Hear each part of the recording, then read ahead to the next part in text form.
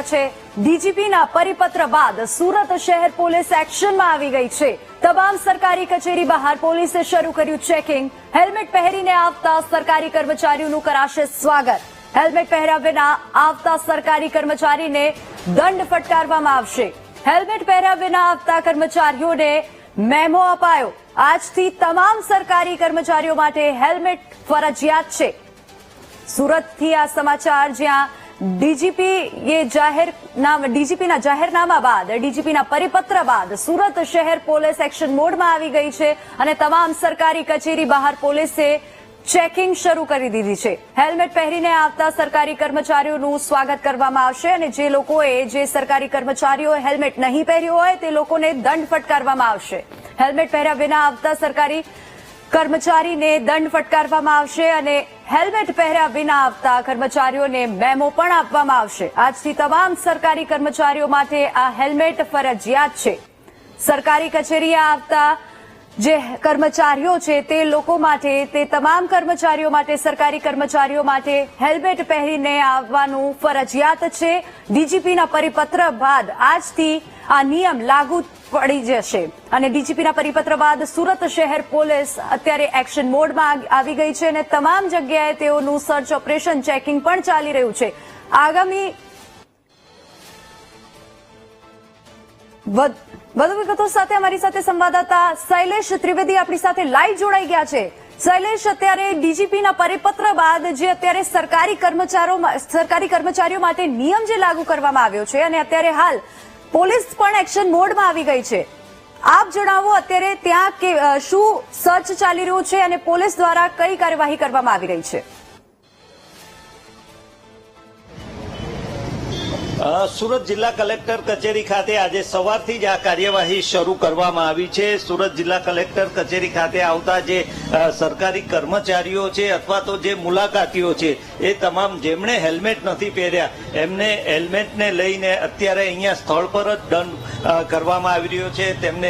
તેમની સાથે જે કોઈ જે લાયસન્સ છે વગેરેની ચકાસણી કરવામાં આવે છે અને વહેલી સવારથી આ કામગીરી શરૂ કરી દેવામાં આવી છે। અત્યારે પણ આપ જોઈ શકો છો કે જેટલા પણ વ્યક્તિ અહીંયા કલેક્ટર કચેરીની અંદર આવે છે ને જેમણે હેલ્મેટ નથી પહેર્યું તેમને અત્યારે સ્થળ પર દંડ કરવામાં આવી રહ્યો છે। જ્યારે જેઓ હેલ્મેટ પહેરીને આવે છે એ તમામને જવા દેવામાં આવી રહ્યા છે અને જે હેલ્મેટ પહેરીને નથી આવ્યા એવી વ્યક્તિઓ અને અત્યારે અહીંયા સ્થળ પર દંડ કરવામાં આવી રહ્યો છે। વહેલી સવારથી આ કામગીરી ચાલી રહી છે અને એસીપી કક્ષાના અધિકારી પણ અહીંયા જોડાયા છે। એસીપી SR ટંડેલ છે એ આપણી સાથે જોડાયા છે। સીધી એમની સાથે જ વાત કરીશું। સાહેબ, ડીજીપીનો જે પરિપત્ર છે પછી કઈ રીતની કામગીરી અહીંયા થઈ રહી? ગુજરાત રાજ્યના ડીજીપી શ્રી સાહેબે ખાસ સૂચના કરેલી કે જેટલી પણ સરકારી કચેરી છે ત્યાં આવતા તમામ કર્મચારીઓ તથા અધિકારીઓ ફરજિયાતપણે હેલ્મેટ પહેરશે તથા ટ્રાફિક નિયમોનું પાલન કરશે। જેના અનુસંધાને અમે સુરત શહેરમાં અલગ અલગ કચેરીઓમાં અલગ અલગ ટીમો બનાવી અને જે હેલ્મેટ પહેરીને આવે છે તેને અમે પ્રોત્સાહિત કરીએ છીએ, સેકન્ડ કરીએ છીએ, તેમજ પુષ્પગુચ્છ આપી તેને પ્રોત્સાહિત કરીએ છીએ અને જે લોકો હેલ્મેટ નથી પહેરીને આવતા એ લોકોને મેમો આપીને દંડાત્મક કાર્યવાહી હાલ ચાલુ છે। જાગૃતિ માટે પણ કહેવામાં આવે છે, જે મુલાકાતીઓ છે એમને પણ એ જ રીતની દંડ કરવામાં આવે? ખાસ કરીને જે પણ લોકો હેલ્મેટનું પાલન કરવું ફરજિયાત છે। ખાસ કરીને જેટલા પણ પ્રાણઘાતક અકસ્માતો થાય છે એમાં જનરલી એનાલિસિસ કરીએ તો હેલ્મેટ ન પહેરવાના કારણે થાય છે, જેથી અમે લોકોને ખાસ અપીલ કરીએ છીએ કે હેલ્મેટ પહેરે, જેથી કરીને પ્રાણઘાતક અકસ્માતોમાં ઘટાડો થાય, પોતાનું પણ રક્ષણ થાય અને આર્થિક બોજો પણ ન આવે અને સલામતી રહે, જેથી અમે તમામને અપીલ કરીએ છીએ હેલ્મેટ અવશ્ય પહેરે। ચોક્કસપણે હું ફરીથી બતાવીશ કે અત્યારે અહીંયા ખૂબ મોટા પ્રમાણમાં લોકો, કર્મચારીઓ, મુલાકાતીઓ અહીંયા આવવાની શરૂઆત થઈ છે। તે લોકો અહીંયા જેમણે હેલ્મેટ નથી પહેર્યા તેવી તમામ વ્યક્તિઓને અહીંયા દંડ પણ ફટકારવામાં આવી રહ્યો છે અને તેની સાથે સાથે જે લોકો અહીંયા હેલ્મેટ લઈને આવે છે, પહેરીને આવે છે, એમને જવા દેવામાં આવી રહ્યા છે. ખૂબ મોટા પ્રમાણમાં અહીંયા આવી રહ્યા છે. એક વકીલ છે અહીંયા, એમની સાથે વાત કરીએ. હેલ્મેટ વગર આવી ગયા અને દંડ. સાહેબ, આ લોકો જાહેરનામું કાઢ્યું છે. જેવી રીતના આ લોકો મોટા મોટા સાહેબ બેનર પર બેનર લગાવે છે મોટા મોટા કે અમિત શાહ આવવાનું છે, પેલો ફલાણો આવવાનો છે, પેલો ઢીકાણો આવવાનો છે. એવી રીતના આ લોકો પરિપત્ર લગાવવું જોઈએ બહાર કે આ હેલ્મેટ લાગુ થઈ ગયું છે. કમિશનર કચેરીમાં કે ગમે ત્યાં સરકારી ખાતામાં જાઓ, આ લોકો સાફ પબ્લિસિટીમાં કોઈ ફલાણું આવવાનું હોય, ઢીકાણું આવવાનું હોય તો એમનો મોટો મોટો બેનર લગાવે ને આ પરિપત્ર નાનું નાનું આ લોકો ખાલી વોટ્સઅપ પર કે અમને ગ્રુપમાં મોકલ્યા કરે. પોલીસ ખાતાના ગ્રુપ હોય કે બીજા ગ્રુપ હોય એમાં મોકલ્યા કરે.